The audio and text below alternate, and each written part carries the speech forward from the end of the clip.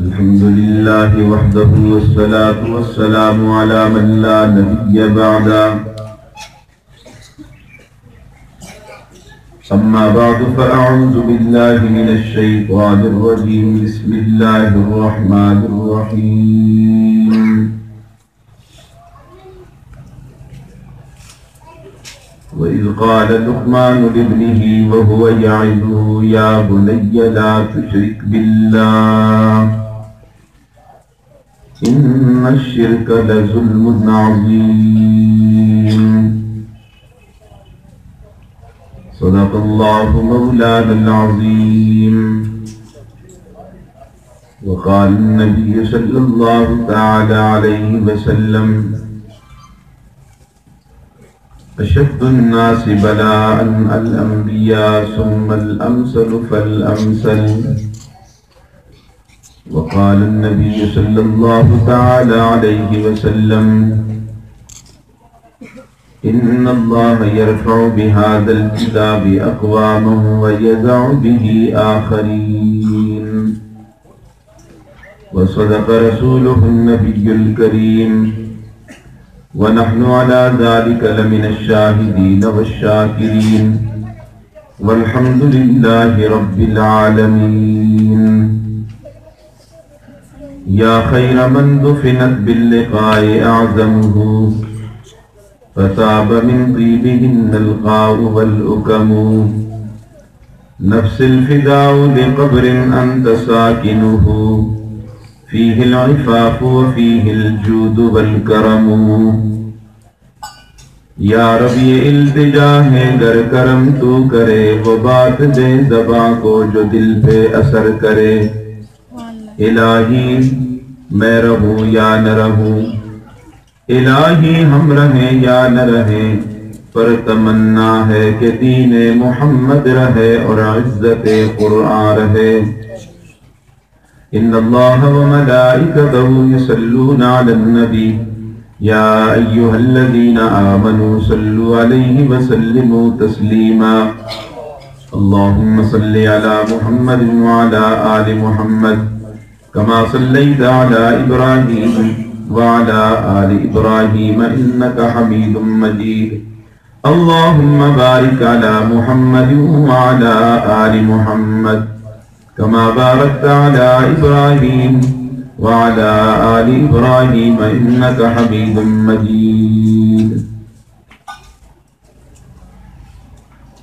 قابل صد احترام حضرات علماء کرام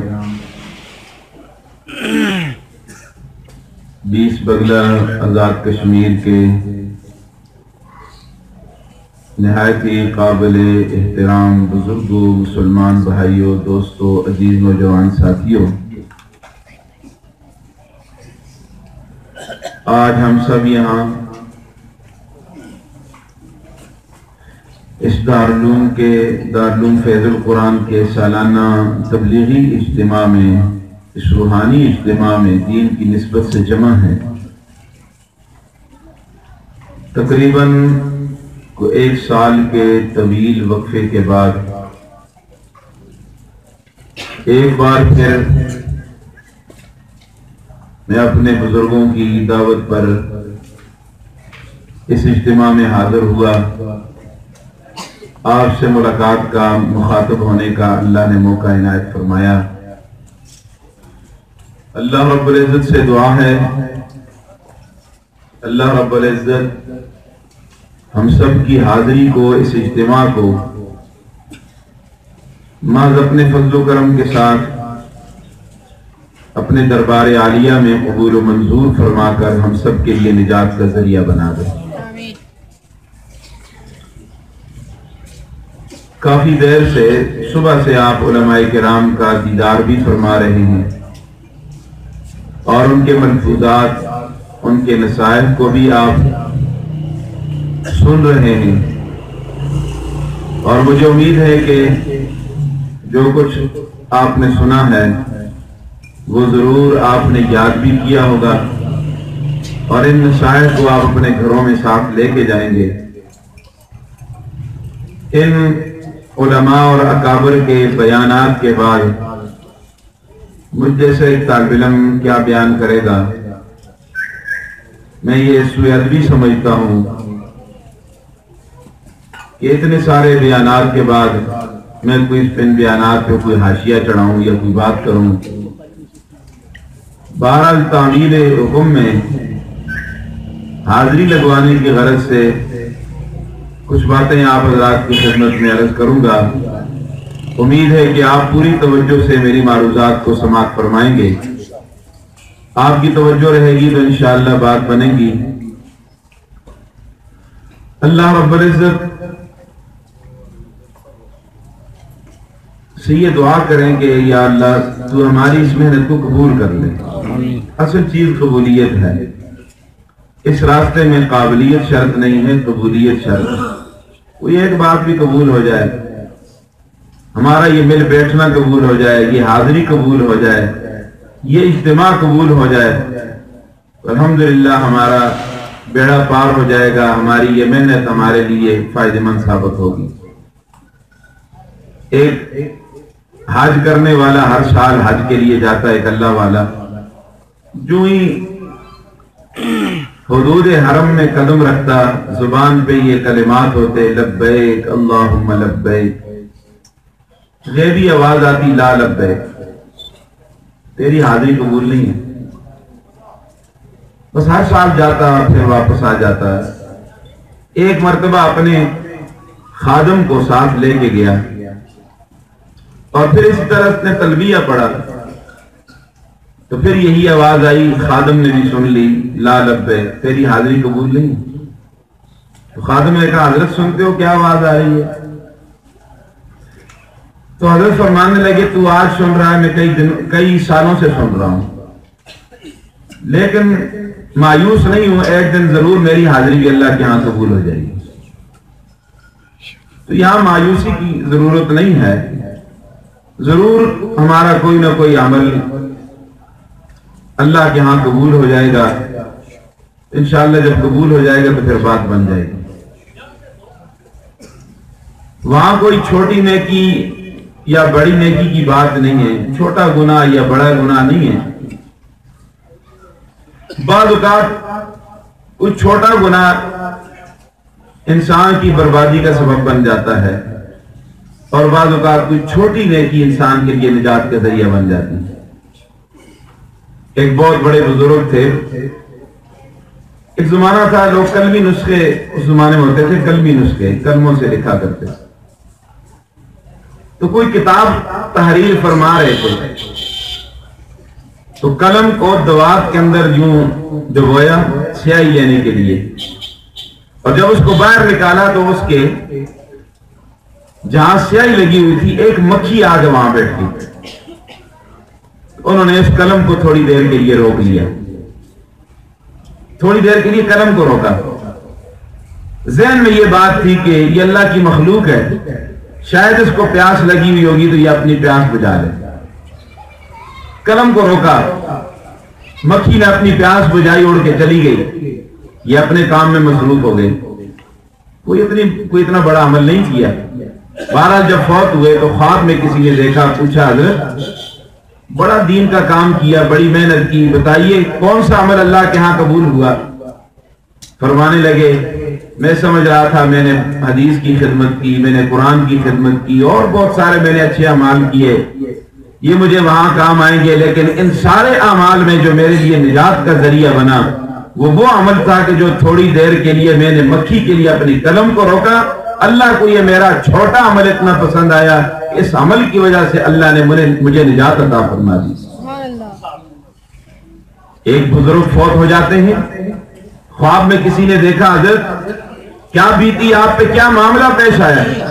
फरमाने लगे मामला तो बहुत अच्छा है लेकिन अटका हुआ है, मामला रुका हुआ है। मैं वजह क्या है रुकने की?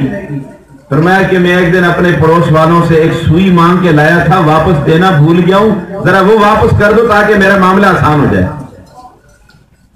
अब इन दोनों वाक्यों से आप अंदाजा लगाएं कि हमारे बुजुर्ग फरमाया करते हैं कभी किसी छोटी नेकी को छोटा समझ के छोड़ो मत। बात मेरी समझ आ रही है? کسی چھوٹی نیکی کو چھوٹا سمجھ کے چھوڑو مت، اور کسی چھوٹے گناہ کو چھوٹا سمجھ کے کرو مت۔ آج یہی المیہ ہے ہمارے یہاں، ہم گناہ کو گناہ نہیں سمجھتے، ہم کہتے ہیں چھوٹا سا گناہ ہے، جس سے کیا فرق پڑتا ہے، اللہ کی بڑی شان ہے جی، بڑی وسیع رحمت ہے اس کی۔ یہ ہماری طرف سے یہ عجیب قسم کی باتیں کر کے اپنے آپ کو تسلی دیتے رہتے ہیں۔ تو کسی چھوٹے گناہ کو چھوٹا سمجھ کے کرو مت، کسی چھوٹی نیکی کو چھوٹا سمجھ کے چھوڑو مت۔ یہ چھوٹی نیکی بھی انسان کے لیے نجات کا ذریعہ بن جاتی ہے، اور کوئی چھوٹا گناہ انسان کے لیے بربادی کا سبب بن جاتا ہے۔ تو میرے بھائیوں، میں نے قرآن مجید میں سے تھوڑا سا حصہ تلاوت کیا ہے، اسی کو موضوع سخن بنا رہا ہوں۔